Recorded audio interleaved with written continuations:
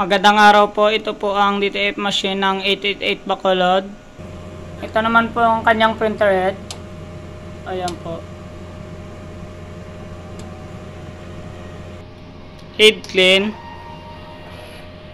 Punasan ng wiper pagkatapos may head clean. Pati na rin po yung capping. Punasan na rin natin. Nozzle test. Ito naman po yung kakalabasan ng aking nozzle test. Complete naman po yung white at saka yung colored. Ink tank kaya tama lang po ang level maliban po sa magenta at cyan. Waste tank kakadispose lang po nung Friday. ABR at saka ground wire.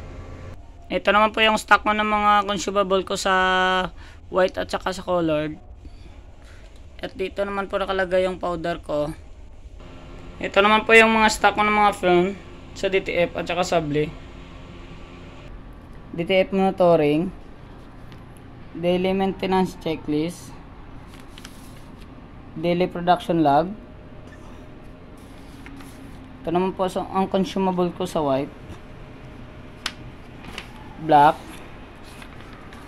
yellow, magenta, at saka cyan.